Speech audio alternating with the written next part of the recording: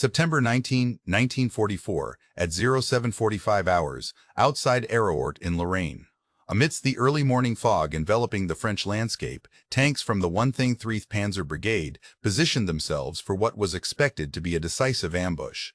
12 Panthers, each armed with the formidable 75mm AKT gun, observed 5 American Sherman tanks moving across open ground below them, seemingly oblivious to the impending threat. The principles of tank warfare dictated that the Panther's powerful long-range 75mm gun could destroy a Sherman from 2 kilometers away. Moreover, the Panther's front armor, measuring 80 mm thick and angled at 55 day for an effective thickness of 140 mm, rendered it impervious to the Sherman's 75mm cannon, except in suicidal proximity. Conversely, the Sherman's frontal armor, a mere 50 mm thick, could be penetrated by the Panther at ranges where the Sherman had little chance to retaliate effectively. Yet within 4 hours, 8 of those 12 Panthers would lie in flames. Lieutenant Colonel Abrams' 5 Shermans from the 37th Tank Battalion emerged unscathed. By the end of September 19th, the battlefield around Arracourt was strewn with 49 destroyed German tanks, while American losses were negligible. Over the next 10 days until September 29th, the 4th Armored Division would destroy or damage a total of 200 German armored vehicles, suffering only 48 losses in return. This kill ratio contradicted every established principle of tank design held sacred by the Germans regarding technical superiority. What transpired at Arracourt was more than just a tactical defeat. It shattered the Wehrmacht's lingering illusion that technological prowess could compensate for perceived American mechanical inferiority, bolstered by their vast industrial production capabilities. The stunned German survivors would come to realize they hadn't faced mere tanks, but an integrated weapons system that redefined modern warfare. Hitler's personal fury at the Allied breakout from Normandy had spurred a desperate counteroffensive in early September 1944 as Patton's Third Army surged across France, prompting the Führer to order immediate action to crush American advances and restore German military prestige. The recently established 11th Panzer Brigade, alongside the 11th Panzer Brigade, alongside the 11th Panzer Brigade, and components of the 11th Panzer Division, were poised to strike at General Patton's extended flank in Lorraine. Under Oberst Hans Heinrich Freiherr von Seckendorf's command, the 13th Panzer Brigade was equipped with 45 Panthers and 45 Panzer's IV tanks. Similarly, the 3rd Panzer Brigade, led by General Major Heinrich Gunther von Schloorf-Braunart, fielded an equivalent strength of armored vehicles. These units constituted Germany's final operational reserve in the Western Theater. Hastily put together and inadequately trained due to a shortage of fuel, these forces were nonetheless well armed with tanks that, on paper, outmatched anything possessed by American troops. The Panther tank epitomized German engineering principles, featuring a 75mm KWK-42 L-70 gun capable of firing armor, piercing rounds at speeds surpassing million meters per second. At standard combat ranges, this weapon could penetrate 40 millimeters of armor from 1,000 meters away, rendering it formidable enough to destroy any Allied tank in a frontal engagement. In comparison, the Sherman's M3 gun had limited effectiveness against such threats. At 500 meters, its rounds could only penetrate up to 88 millimeters of armor and required closing to within 100 meters for an adequate chance of success. German military doctrine stressed the importance of tank duels, emphasizing long-range engagements where technological specifications played a decisive role. At Panzer training academies, crews spent months honing their skills in gunnery, at extended ranges, meticulously studying ballistic tables and perfecting ambush tactics. The Panther was the pinnacle of this tactical approach. Unbeknownst to the Germans preparing for their counteroffensive, American forces had developed an entirely different philosophy regarding armored warfare, rendering individual technical specifications largely irrelevant. Colonel Bruce Clark, who contributed significantly to American armored doctrine at Fort Knox, advocated in training manuals for speed, coordination, and integrated arms operations over isolated tank performance. The U.S. Army's strategy underscored the fact that tanks rarely operated independently, but functioned as part of larger teams involving infantry, artillery, tank destroyers, and air support. Lieutenant Colonel Creighton Williams Abrams, Jr., commander of the 37th Tank Battalion, exemplified this approach. A West Point graduate from the class of 1936 who transitioned from cavalry to armor, Abrams viewed tank warfare not as a contest between individual machines, but rather as maneuver warfare, where rapid movement, aggressive tactics, and coordinated efforts were paramount. His battalion had trained extensively in combined arms techniques, focusing on quick target acquisition and firing while moving instead of precision shooting at long distances. The 4th Armored Division had refined specific combat strategies for engagements with Panthers. Recognizing that frontal assaults against these tanks were impractical, they practiced flanking maneuvers, smoke deployment, and artillery coordination to neutralize German armor while positioning Shermans to attack from the side. They transformed what were supposedly the Sherman's weaknesses, its lighter weight and mechanical reliability, into strengths that allowed for swift maneuvers and prolonged operations. On September 18, 1944, a German counteroffensive commenced with the 11th Panzer Brigade advancing towards Arracourt, anticipating an easy defeat of dispersed American units. Reconnaissance reports suggested minimal American resistance, sporadic infantry, tank destroyers, and possibly a company of Shermans. However, American intelligence far outmatched German expectations. Ultra-intercepts had provided days of warning about the impending offensive. Artillery spotting aircraft monitored every move made by the Germans. While the Americans were fully aware of their enemy's positions, the Germans pressed forward unaware that they faced significant opposition. At 0800 hours on September 19th, a formation of 15 Panthers from the 118th Panzer Brigade advanced near Arracourt in textbook fashion. They did not see what was coming. American observers had been tracking their advance for half an hour.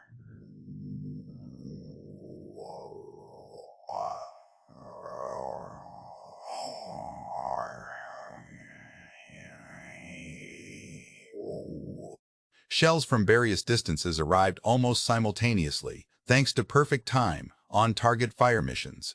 Within the first minute, 3 Panthers were obliterated by artillery alone, rather than tank fire. The surviving German tanks continued their advance, stunned by the accuracy and ferocity of the American indirect fire. As they reached Hill 265 overlooking Arracourt, they prepared an ambush for approaching Shermans commanded by Abrams. At a distance of 200 meters, it was ideal range for the Panthers' main guns.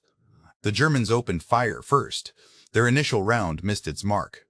Before the German artilleryman had a chance to reload, all 5 Shermans unleashed their firepower at once, not targeting the Panthers directly, but instead firing towards the ground in front of them, creating enormous plumes of dust and smoke. The tanks then dispersed. Barely seconds after the Panthers exposed themselves, American forward observers ordered an artillery strike. White phosphorus shells exploded among the German vehicles, obscuring their optics with thick clouds of burning smoke. High explosive rounds damaged tracks and vision blocks, leaving the Panthers severely compromised. Designed for accurate long-range engagements, the Panthers found themselves blinded and under relentless bombardment. As the smoke cleared, Shermans approached from 3 different directions simultaneously, using terrain that had not been adequately reconnoitered by the Germans. This dead ground allowed them to move with cover and emerge within 500 meters, where their guns could effectively penetrate the Panthers' thin side armor. The engagement highlighted a crucial advantage. The Sherman's hydraulically powered turret could rotate a full circle in just 15 seconds, whereas the Panther's manually operated turret took 4 times longer at 60 seconds. Trained American crews could load and fire their weapons in under 4 seconds, allowing them to deliver multiple rounds into German tanks before the Panthers could retaliate. One of the most well-documented encounters took place when Captain William A. Dwight's Sherman platoon engaged German Panthers near Lizy. According to the official after-action report, Sergeant Donald Decker, serving as Dwight's gunner, managed to destroy 4 Panthers in quick succession at ranges under 800 meters. Decker's account, preserved in military archives, provides tactical details. As we rounded a corner of a small wood, there were 3 Panthers in the open about 600 yards away, traversing toward us. We got off our first shots before they could respond. I fired 3 rounds of armor, piercing ammunition into the side of the first Panther before it had a chance to aim back at us. As I approached the second target, he was attempting to reverse. The third adversary managed one shot but missed high before we incapacitated him.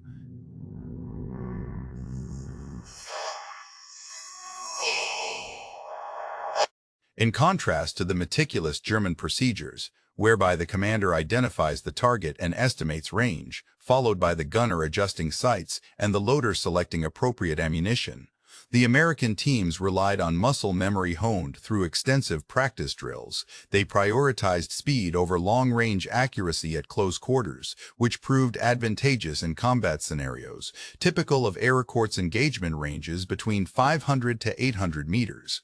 On September 20th, German forces launched a significant offensive with elements from the 1st Panzer Brigades. Obersturmführer Seckendorf led this assault with 40 Panthers supported by infantry units. The initial stages appeared promising as German tanks advanced under morning mist, surprising several American outposts. However, the Americans swiftly demonstrated their tactical superiority. Within minutes of engagement, every American unit in the area was aware of enemy positions thanks to radio networks linking each Sherman tank to higher command structures for immediate coordination. Embedded artillery forward, observers called in precise suppressive fire as soon as contact was made. Crucially, the weather began to clear, facilitating intervention by the 19th Tactical Air Command. Major Charles "Bazooka" Charlie Carpenter, piloting an L-4 Grasshopper observation aircraft equipped with 6 bazookas, engaged German tanks directly. In an interview published by Stars and Stripes on September 25, 1944, he remarked, "It seems the word is out to be cautious around Cubs flying with bazookas attached."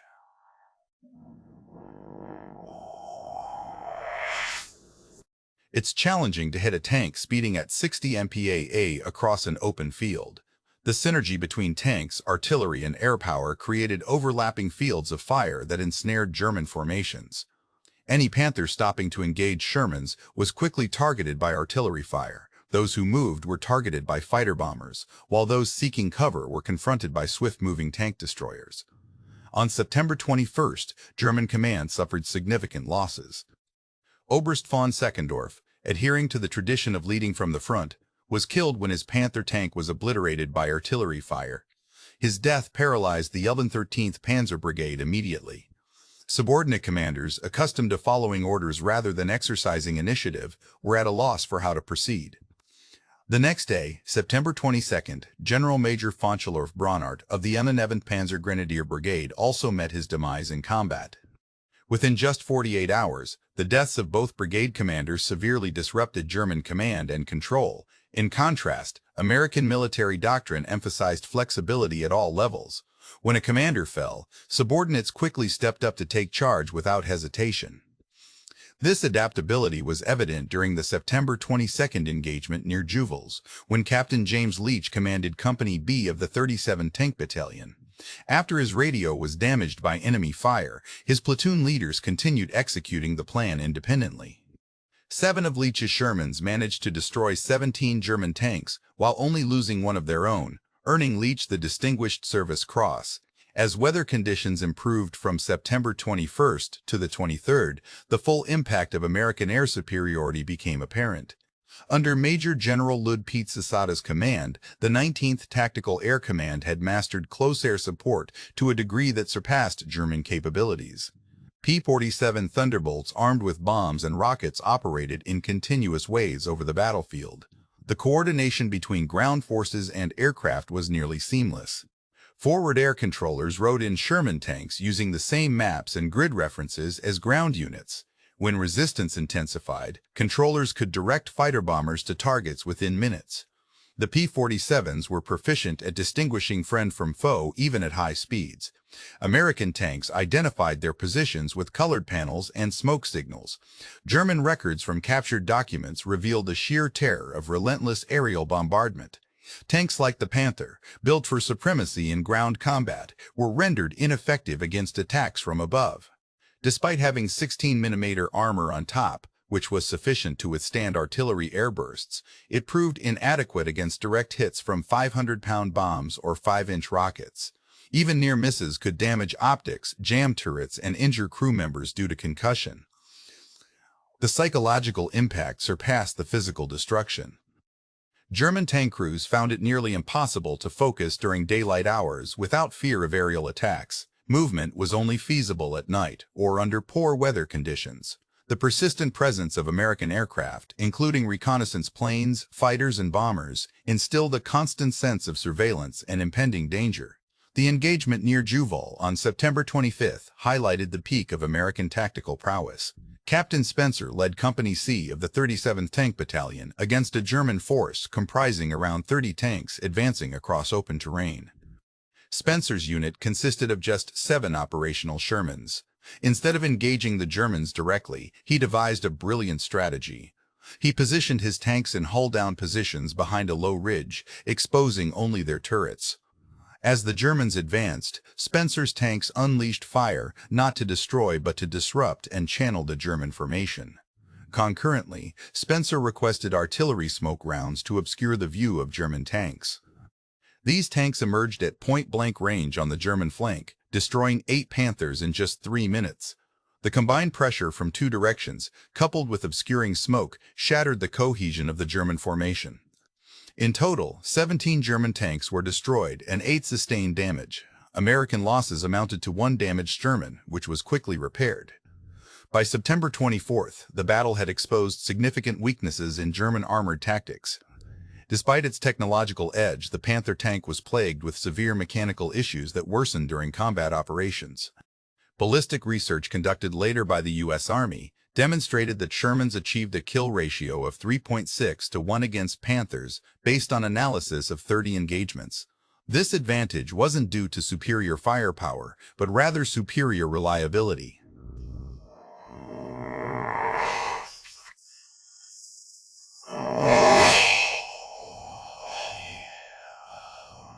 Designed for its hefty 45-ton weight, frequently broke down under stress.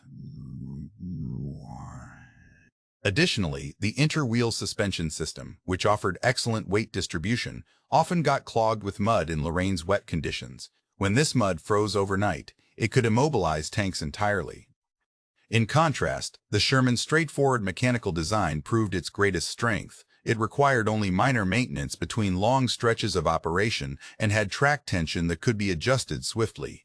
Its engines took just 4 hours to replace, and robust transmissions designed for a 33-ton vehicle rarely failed. Even when parts did break, standardized components enabled quick replacements from readily available supplies. American maintenance teams worked wonders that seemed impossible to the Germans. The 37th Tank Battalion's maintenance platoon, under experienced NCOs trained at Fort Knox, managed to keep 90% of Shermans operational throughout the battle, while German units were lucky to sustain just 50% readiness. By September 26th, more Panthers had been disabled by mechanical failures than by enemy fire. The outcome of the Battle of Arracourt was ultimately determined by logistics. Both sides encountered significant fuel shortages due to stretched supply chains across France, but the American approach differed fundamentally from that of Germany. General Patton's Third Army implemented strict fuel rationing measures, providing only 25,000 gallons daily despite an optimal requirement of 75,000 gallons. This limitation spurred innovative solutions among American forces. The Red Ball Express, a renowned truck convoy system, transported up to 12,000 tons of supplies daily over routes that often exceeded 300 miles in length. When official supply channels fell short, Patton authorized unofficial fuel acquisition methods. Units dispatched foraging parties to requisition fuel from other command areas.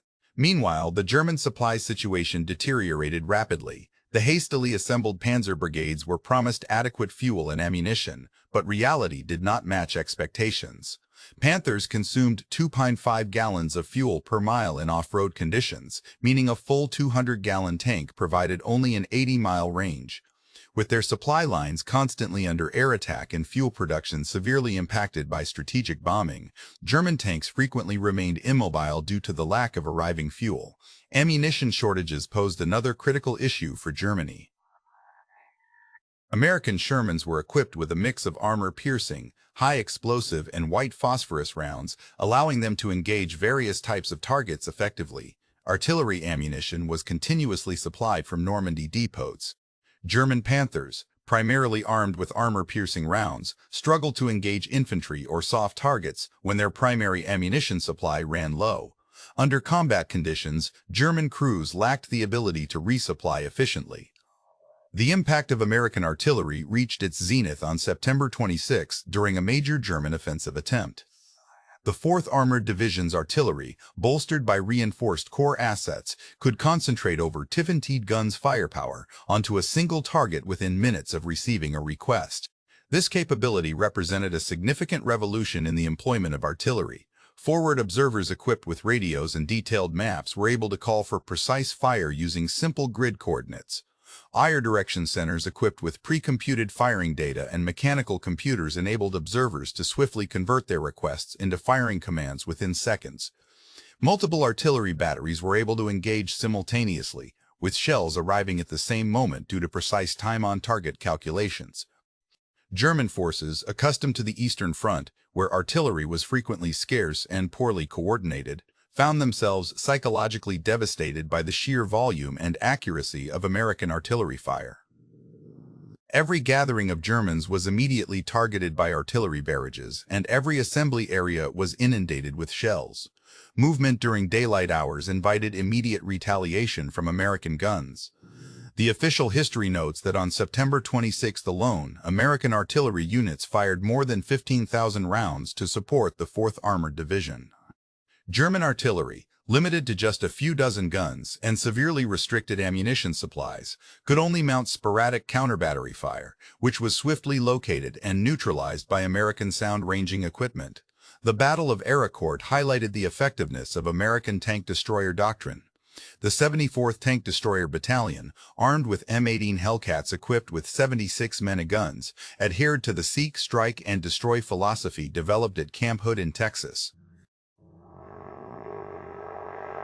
With a top speed of 55 mph, the fastest tracked vehicle of World War II, and its powerful 76 mm gun, Hellcats could appear unexpectedly, engage targets rapidly, and disappear before enemy fire could be returned. On September 27th, Lieutenant Edwin Leiper's platoon of Mi-8s executed a textbook tank destroyer operation. Concealed in tree cover, they allowed a column of German tanks to pass, then engaged them from the rear where armor was weakest. In just 12 minutes, Leiper's platoon destroyed 5 Panthers and 3 Panzer Cives without suffering any losses. Beyond direct kills, the presence of Mi-8s compelled German tanks to constantly monitor their flanks and rear, impeding advances and disrupting formations.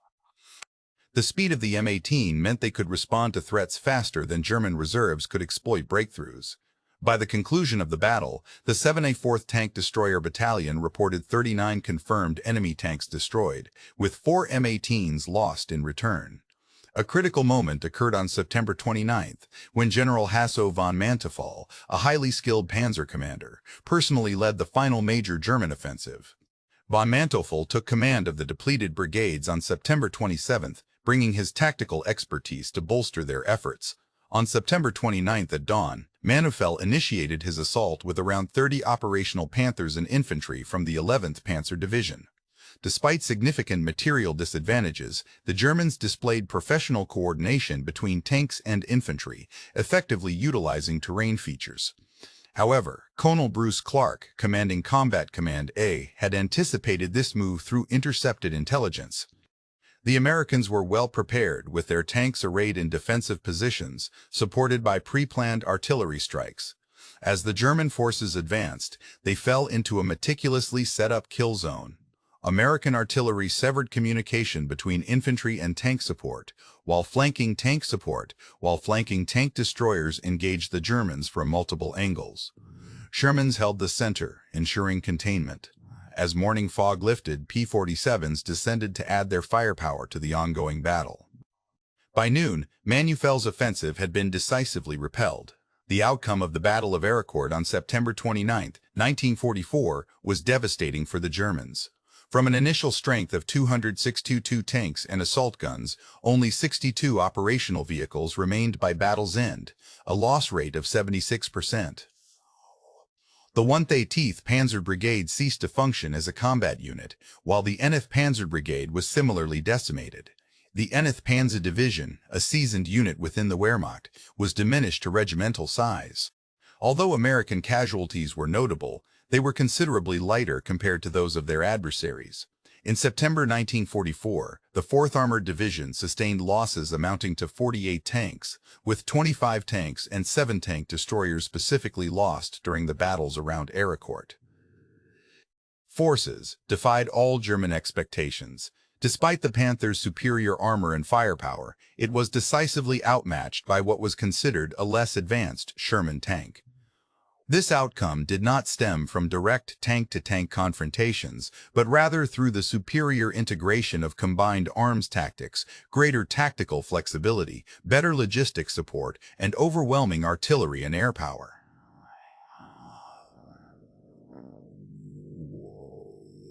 Ossus after Arracourt yielded invaluable insights that would shape armored warfare doctrine for decades to come.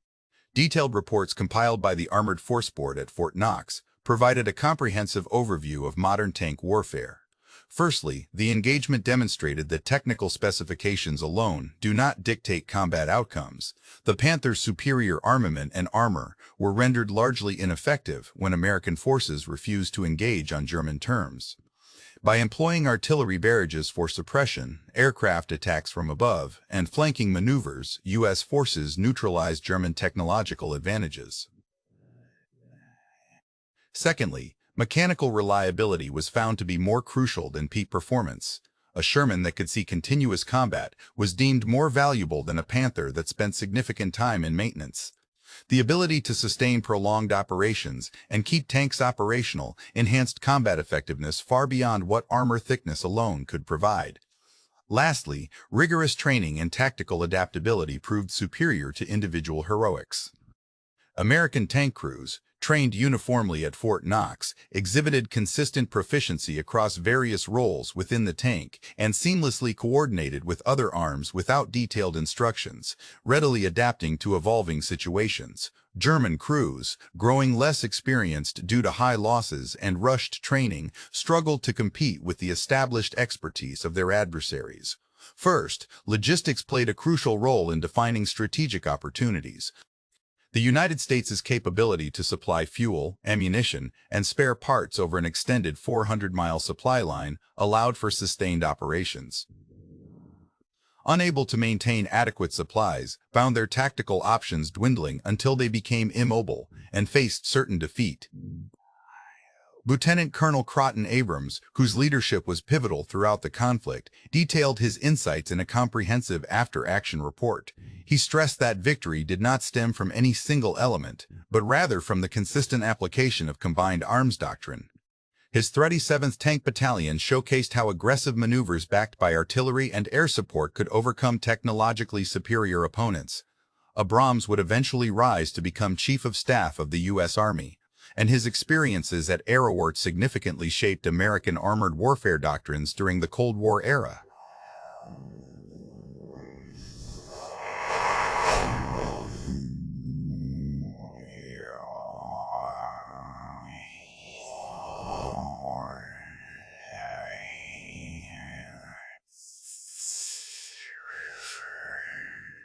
During post-war interrogations, Manteau noted that Arracourt demonstrated the inadequacy of German tactical doctrine.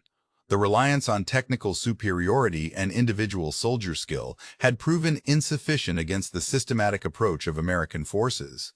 By industrializing combat, the United States transformed warfare into a production process where superior organization and logistics ensured triumph. The battle at Arracourt marked a significant victory for American intelligence gathering and processing capabilities. Ultra-intercepts provided strategic warnings about German troop concentrations. Tactical reconnaissance by armored cavalry units and light aircraft offered continuous updates on enemy positions and movements.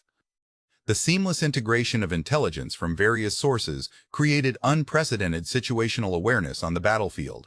Colonel Oscar Coe, G2, intelligence officer of the Third Army, pioneered innovative techniques for combining intelligence data. His team correlated ultra-intercepts with aerial reconnaissance reports, prisoner interrogations, and captured documents to produce detailed enemy assessments.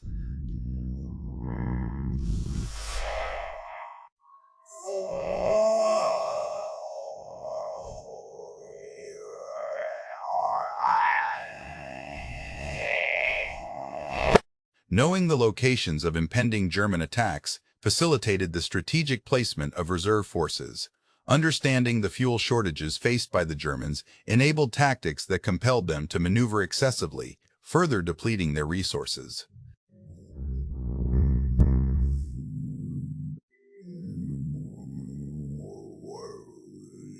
Recognizing mechanical issues within German vehicles suggested aggressive pursuit strategies that hindered repair and maintenance efforts. The often overlooked but vital contributions of maintenance units deserve special acknowledgement. The 106th Ordnance Maintenance Battalion, supporting the 4th Armored Division, demonstrated remarkable ingenuity throughout the conflict.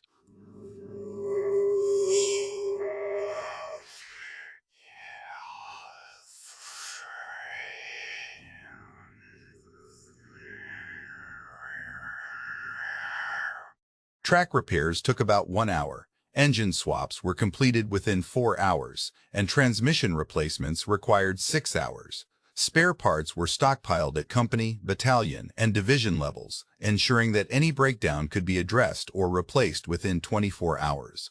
This rapid response capability allowed damaged tanks to swiftly return to combat readiness.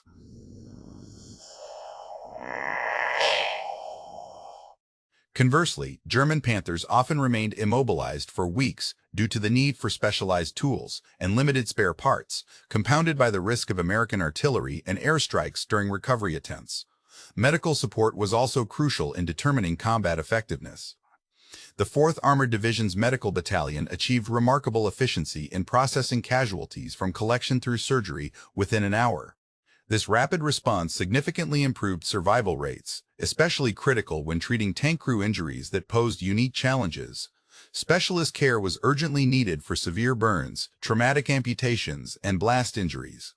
U.S. medical strategy focused on establishing advanced surgical facilities close to the front lines, staffed by experts in trauma treatment. Company-level units had access to plasma, morphine, and sulfa drugs. Despite being experimental, helicopter evacuation significantly increased survival rates among critically injured tank crews who would have perished waiting for ground ambulances.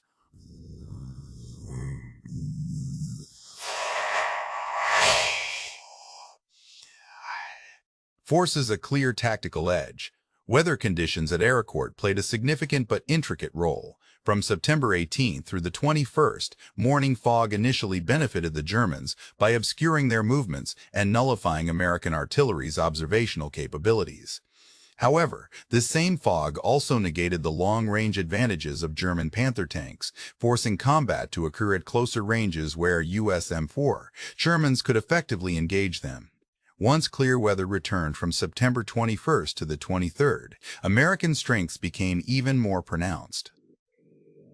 Clear skies enabled extensive air support and allowed artillery observers to target enemy positions accurately over longer distances. The autumn sun dried up muddy terrain, enhancing mobility for lighter Sherman tanks, while heavier Panthers continued to struggle with their increased ground pressure. Heavy rains from September 24th to the 26th transformed the battlefield again, turning it into a quagmire particularly detrimental to German operations. The interlinked road wheels of Panther tanks, designed to distribute weight, became clogged and frozen overnight in the mud. Multiple Panthers were immobilized, not by combat damage, but by the freezing mud locking their running gear in place. In contrast, Sherman tanks with simpler track systems could break free either through their own power or quick maintenance efforts. Signal communication superiority provided yet another critical advantage throughout the campaign. The 4th Armored Division utilized several radio networks simultaneously, including command nets, fire support nets, logistics nets, and air support nets. Each Sherman tank was equipped with 2 radios to monitor multiple frequencies. The CR-528 radio installed in American tanks offered reliable voice communication over distances of more than 10 miles. These FM radios were highly resistant to interference and interception, providing a secure tactical advantage that German forces could not replicate. Due to their limited number of radios and shorter operational ranges, German communications often broke down during combat operations. Most Panthers had an effective range of just 2 miles. When command tanks were destroyed by American gunners, subordinate units lost all communication capabilities, exacerbating the German tactical collapse. The Battle of Arracourt demonstrated the effectiveness of substantial American investments in training infrastructure. At Fort Knox, where the Armored Force School was based, a highly detailed tank crew training program had been established. Every American tanker who participated in the battle had completed extensive training, 17 weeks of basic and advanced individual instruction, 18 weeks of collective crew training, 8 weeks of unit combined arms exercises, live fire drills with full ammunition loads, and maintenance training on all components of their tanks. This rigorous regimen ensured that standardized procedures and tactics were uniformly understood across the force. Even if a tank crew lost an individual member during combat, operational effectiveness was maintained as every team member could take over any role. In contrast, German training had deteriorated significantly by 1944 due to fuel shortages limiting driving practice and ammunition scarcity, reducing gunnery training. As a result, many German tankers at Arracourt had less than 100 hours of real-world tank experience compared to their American counterparts who had logged over 1,000 hours each. Arracourt must be analyzed within the larger strategic context of September 1944.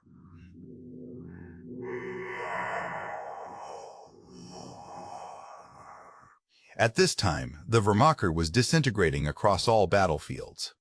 Soviet troops had annihilated Army Group Center and were now advancing toward German borders. Allied forces had liberated both France and Belgium. Strategic bombing campaigns had severely damaged Germany's industrial capacity. Romania had switched sides, severing vital oil supplies. The counteroffensive at Arracourt marked one of Germany's final efforts to regain the initiative in Western Europe.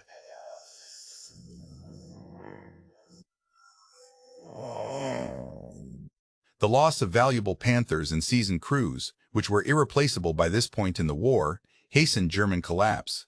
For the Americans, Arracourt confirmed the effectiveness of their overall approach to warfare.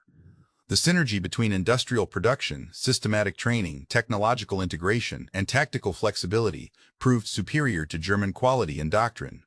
This battle demonstrated that American methods could defeat any adversary anywhere, a lesson that would shape U.S. military doctrine throughout the remainder of the 20th century. Understanding the Battle of Arracourt requires recognizing the critical role played by America's industrial base in securing victory. The Detroit Tank Arsenal, also known as the Pfizer Tank Arsenal, epitomized American production philosophy. Constructed within just 6 months, the facility was capable of producing 1,000 tanks per month by 1944.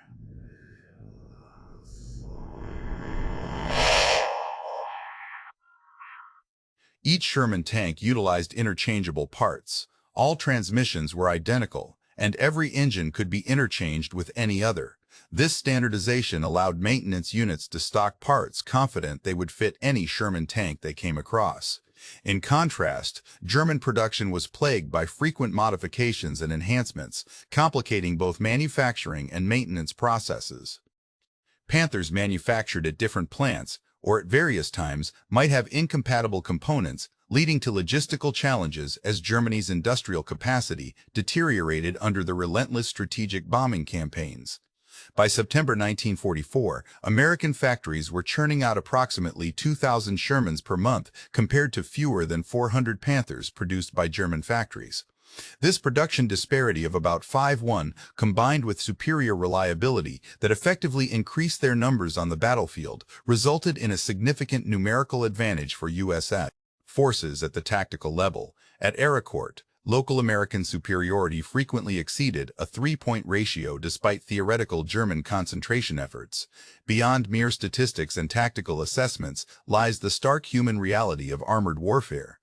Tank battles were not the sterile mechanical confrontations often depicted, but rather a terrifying ordeal involving fire, explosions, and death.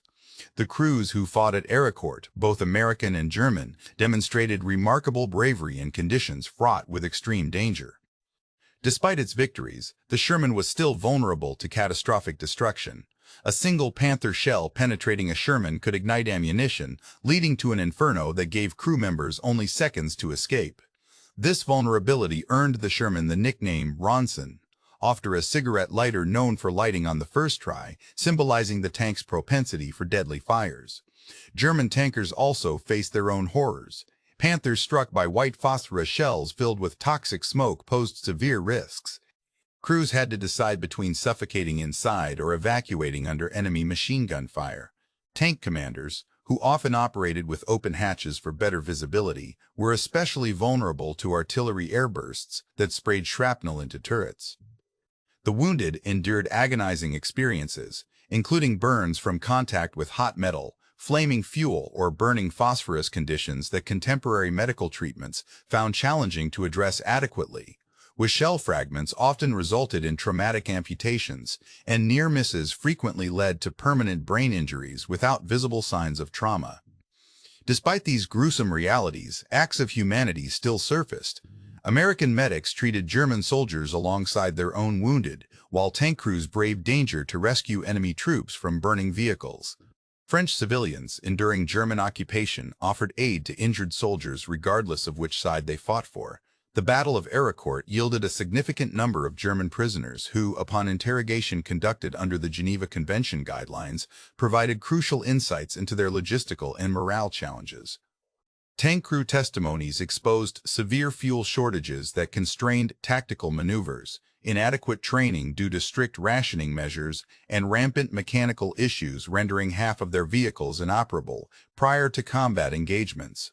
Most notably, they expressed astonishment at American military superiority, particularly regarding the abundance of artillery fire, relentless air assaults, and inexhaustible ammunition supplies.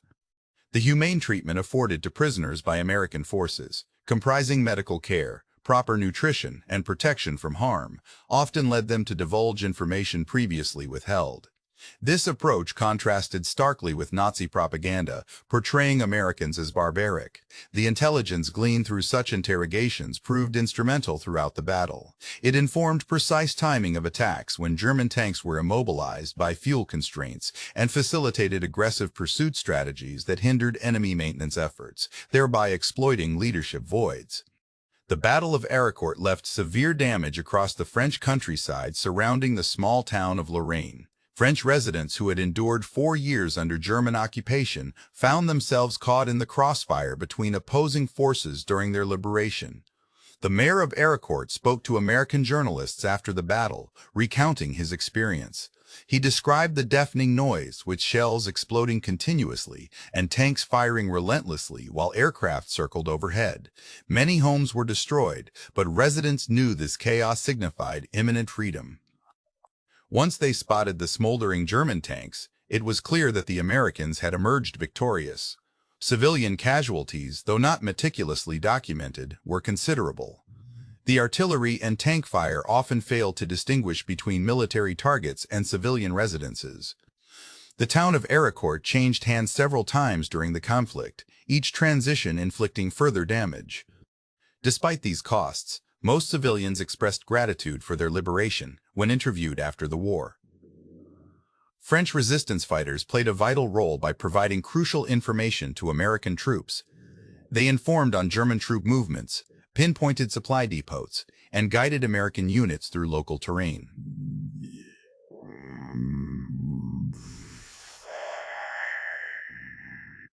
The Battle of Arracourt had a profound impact beyond its immediate tactical success. It became mandatory reading at the U.S. Army's Command and General Staff College, where future officers analyzed its strategic lessons. This approach led to the creation of the Mentionsex Pershing and subsequent M48 Patton tanks, emphasizing practical advantages over theoretical superiority. During the Cold War, NATO's defense strategy was heavily influenced by lessons learned from the Battle of Arracourt, where American forces successfully countered Soviet armored superiority. The core idea involved employing artillery, air power, and mobility to overcome numerically superior but technologically inferior adversaries, a concept that originated from the 4th Armored Division's triumph over German Panther tanks during World War II. Contemporary military scholars view Arracourt as a pivotal moment in armored warfare, marking the shift from mass production tactics of the industrial age to integrated information age combat strategies. American forces' proficiency in coordinating various weapons systems in real time foreshadowed modern network-centric warfare, where superior information management amplifies combat effectiveness. Post-war analysis by German military historians was notably critical. The Bundeswehr's historical review, conducted in the 1950s, concluded that the German forces had faltered at every level: strategic, operational, and tactical. Strategically, the deployment of their last operational reserves to a secondary theater, while the Eastern Front crumbled, highlighted poor resource allocation.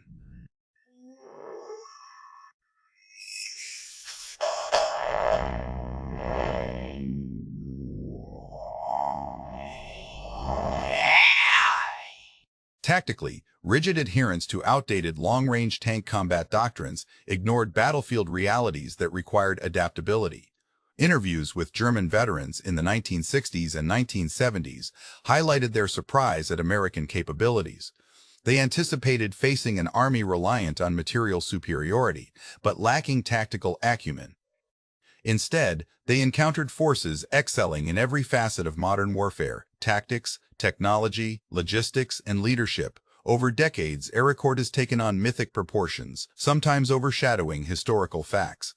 While accounts of 5 Shermans defeating numerous Panthers are based on specific engagements, it is crucial to remember that the American victory stemmed from systemic superiority rather than individual heroics. The Sherman tank, often criticized in popular history for its shortcomings compared to the Panther, demonstrated at Arracourt that winning wars hinges on integrated combined arms teams including artillery, air support, infantry, and logistics. The battle underscored that military effectiveness arises from the synthesis of multiple factors: training, doctrine, logistics, technology, and leadership. No single element, no matter how advanced, can compensate for systemic deficiencies in other areas. This lesson remains pertinent as modern militaries strive to balance technological advancement with overall system capability. The Battle of Arracourt, which took place from September 18 to 29, 1944, is more than a simple tactical triumph. It served as a testament to the American military philosophy that emerged during the interwar period. This philosophy posited that the strengths inherent in industrial democracy could be translated into military superiority through the systematic application of combined arms warfare. When German forces arrived at Arracourt, they were confident in their technical prowess and tactical doctrines. However, the German crews, steeped in Prussian military traditions, underestimated the Americans' ability to leverage technological advantages through coordinated operations. Instead of engaging in isolated battles of attrition, American forces employed a holistic approach that integrated various elements such as artillery, air power, intelligence, logistics, and communications. This comprehensive strategy rendered any amount of armor thickness ineffective against the overwhelming superiority it created. The German survivors returned with an unshakable realization: they had encountered a form of warfare that was beyond their comprehension. Wasn't due to superior American tanks or greater bravery among U.S. soldiers. Rather, it stemmed from the systematic integration of resources and capabilities.